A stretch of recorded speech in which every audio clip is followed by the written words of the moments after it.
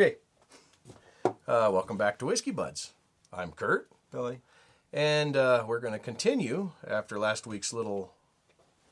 Fiasco. Yeah. We'll call it a fiasco. We're going to continue the 100 whiskey journey. And Billy has been showing his propensity for smoky, peaty scotches. And we mentioned that at the end of last episode. So I thought maybe... I can't believe last episode we're like 3, 2, 1. This is it. Yeah, we got it. Got it on smell. Got it on taste. Yeah. No, smell confused me. I'm gonna admit to that. Even though I'm like, oh yeah, that's it, and then I'm like, wait, what happened to the smell? So you should watch that if you haven't seen it. All right. So we got something exciting today. We got something interesting, and so as you know, I was saying that you have those peaty, smoky scotches that you've been enjoying. We'll get it to you in just a second. Thirsty. And so I thought we would smoky. Go slightly different, because a lot of people, when we go into the scotches, which is what you have been enjoying the most of, is these single malt scotches, and many people share an idea of the best scotch is a single malt scotch, and blended scotches like Johnny Walker or Chivas. Some people like those too, and I'm a fan of Johnny Walker, but don't know about Chivas. Johnny Walker was good, right?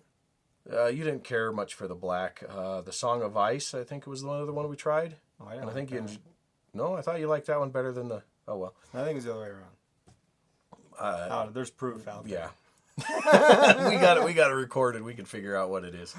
But there's some other ones. I think Buchanan and a few others. I really actually don't know that many. Buchanan? I don't remember that one. No, we didn't try that one. That's still sitting on the shelf. Oh, okay.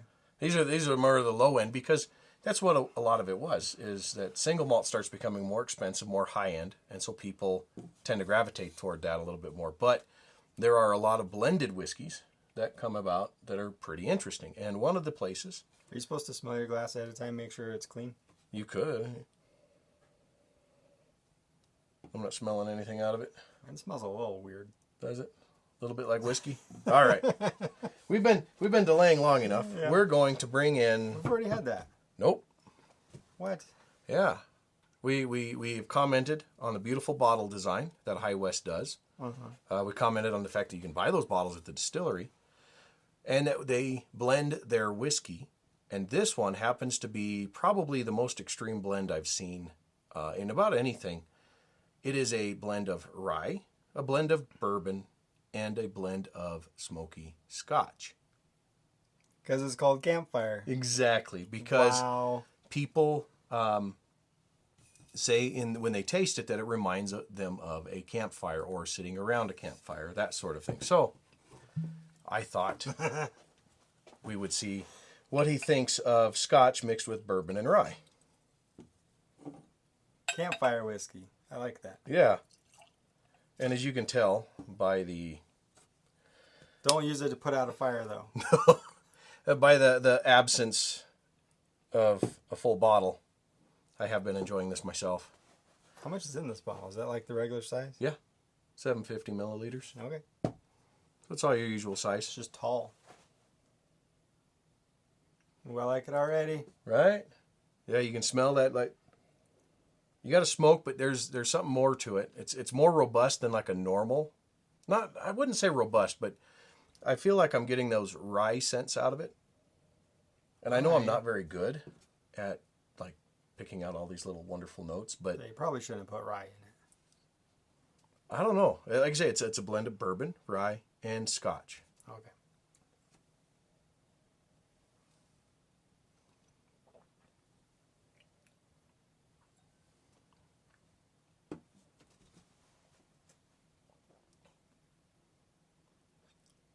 Pretty good, huh? Okay, they didn't mess up. You know, I was just watching you taste this, and I had a flashback to the early days of the Billy face. Insert one here. If I remember to do that, I will. Mm-hmm. One of those where you're just like, holy crap. My face just contorts. I like it. Yeah. Yeah. You know, after you feed someone 60 whiskeys or whatever, 55, whatever we're at now, it would have said already when we introduced ourselves what whiskey we're on. This is pretty good. Isn't it? I don't know. I think in this case, you know, it's just High West does a really good job. You remember High West we did with the Rendezvous Rye? I still think they don't like the rye in there. No? I like it. Gives a little spiciness to it. Yeah, it does, but I don't like that a whole lot. Yeah. We'll try later. I have a smoked rye whiskey upstairs. This is good, but it's not Bowmore. Bowmore. Boom. The Moor. One of the Moors. It's not, but it also doesn't have that sherry finish. So what if we were to put this in a sherry cask to finish? Oh, it's got that rye in there. Yeah. Does anybody know of a rye that's been finished in? Yeah. Did you see that, Donnie? A rye that's finished in like port or sherry casks, right? In something. We're experts. Yeah. What is this? It's when realization dawns on me and I have a bottle that we've already tried on the channel. This has been a long time ago, I think. Yeah. I don't remember this one.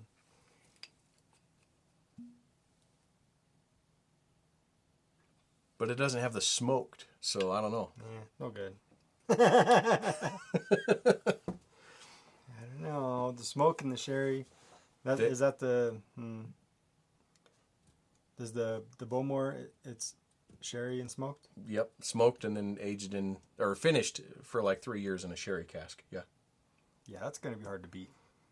I think it is. But, you know, when we stay on these smoky themes, he's still sticking with it. I bet you wouldn't turn down a glass of that. Of what, this? This, yeah. I don't know.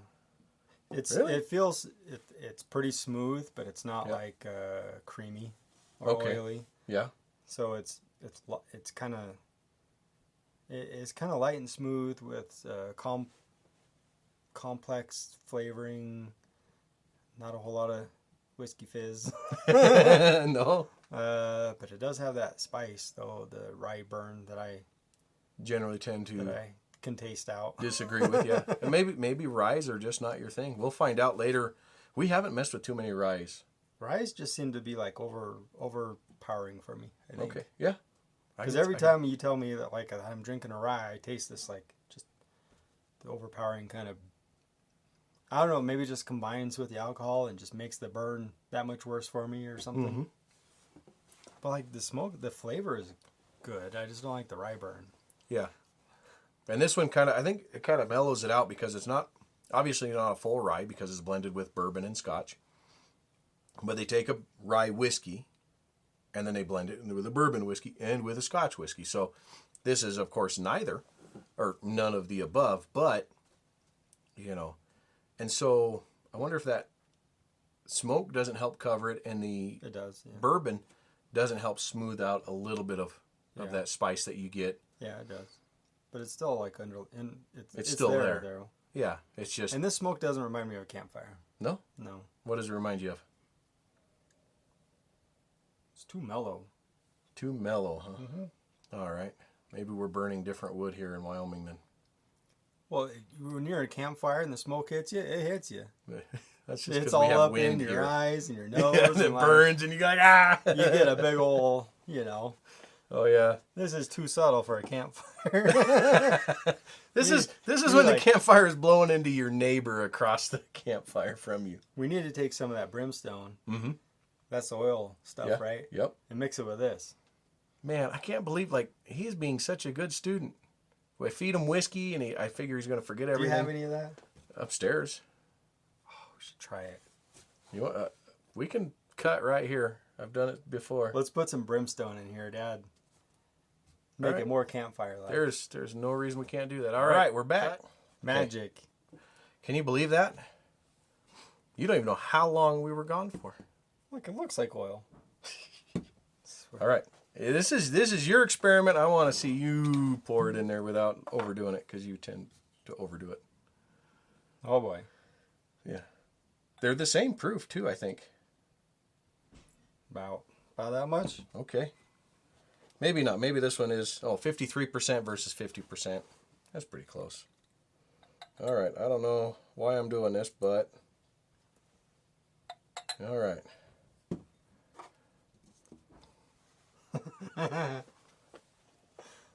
Well, changes it completely. Did you smell it? It's already blended. We're just blending it some more, right? Yeah. Woo, boy. That brimstone, man. That takes the, like, wow, I cannot believe that overrode everything. Oh, man. That right there, that's some good stuff right there.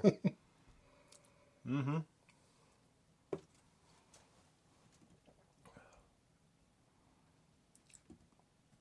That really tones down any kind of rye you're going to get out of it. It really brings up the corn flavor. Of course, and this is a corn whiskey. The smoke really comes through a lot more. Like, just a thicker, fuller bodied flavor. Mm-hmm. Good. It's better. I wouldn't say it's better, but if you happen to have both bottles on hand and you're not afraid to experiment a little bit. Go buy both bottles and then try this out. Yeah. For the record, you might have to go to the distillery if you can't find it on your shelf, because I've heard, and I have not verified or double checked, but I've heard that they're not going to be distributing the Campfire as widely or even from the distillery anymore. I don't know. Like, it's a rumor that's going around right now that I have heard anyway. I'm going to start my own whiskey company. Yeah. And just mix things together that should be mixed together already. Should be mixed together already. Then he's going to go work for Bowmore and just make it right out of the gate. Oh, I got to compete with them. Oh, never mind. Yeah, but this one's when you're in a different mood. Come on, that made it way better. I don't know. I don't know if I'll say better, but I'll say definitely, like. Well, didn't rain it. I'd drink it easily. It It didn't turn it into monkey shoulder or nothing. No. It's good. It's good. I agree. Yeah, it helps cover up the rye and it like, I'm not picking out hardly any of the rye flavor or spice that I was getting earlier. It completely coats it, and now it's like feeling more oily even. Yeah, well, it is like it's coating my mouth way more. Like the other one was pretty simple, like That's not true. simple, but you could taste the rye, you could taste a little bit of the corn, and from the bourbon and the smoke, right? Yeah. Now you're getting way more smoke, more corn, and that rye is really toned down. So if you're into the rye, probably not the best thing you want to do, but for those bourbon aficionados out there, I'm going to call this a oil well fire. Better. Leave it to Billy to figure out like what we're going to mix into something.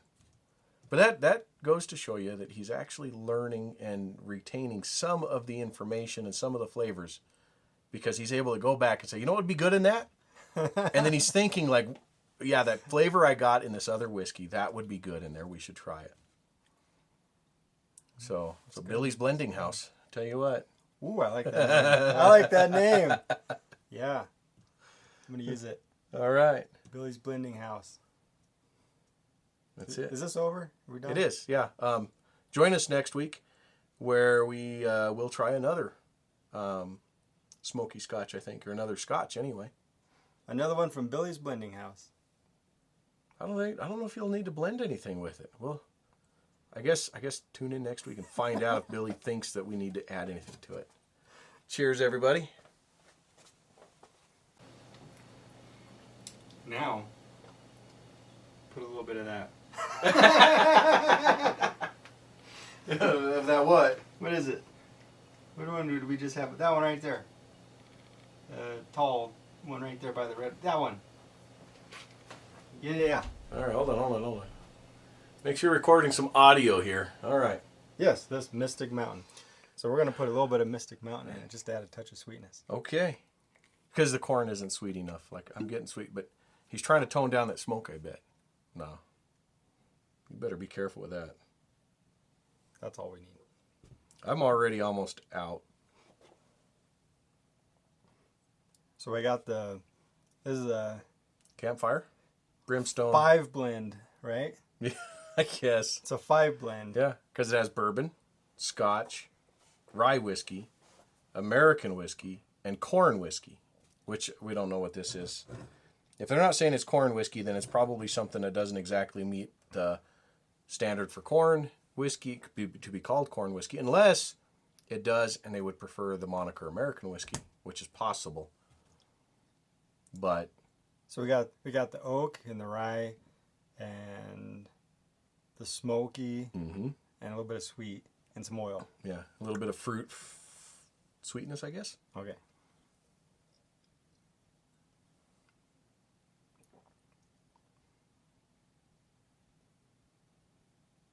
Oh yeah, it's good. Took a minute. Took a minute for everything to like figure out all 5 flavors in there, all the 5. I think he's just playing us. He's just playing us for a fool at this point. This is amazing. It's going to be on my website for $100 a bottle. Wait, $200 a bottle. Yeah. I was going to say, if you buy these bottles and you mix it, like you're probably into it for $200 I have no a idea how bottle. much this stuff costs. $500 a bottle. You can't get it anywhere else. Yeah. Sold to the first 10 people because that's all we're going to sell. Nope. I put too much in there because now it toned down that smoke.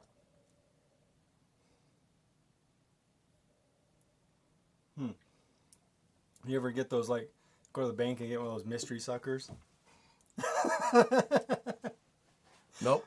I put too much in there, completely ruined it. You can't put too much. Just a little bit. Yeah, well, I only had just a little bit left in there. Now I'm getting a little bit of that smoke on the back end. Right? That's coming back in the finish. But in that front, it was all basically Aces High, just a smooth, simple, it just was, and then it wasn't until afterward that the smoke came. That brimstone still making itself known. You know what? I think I'm just trying to recreate Bowmore. Probably. All right. Okay, it's like it's smoky, but it needs a little more sweetness. And Yeah. Now we need a little sherry flavor. Can we get some of that Dalmore or that Abalur in here?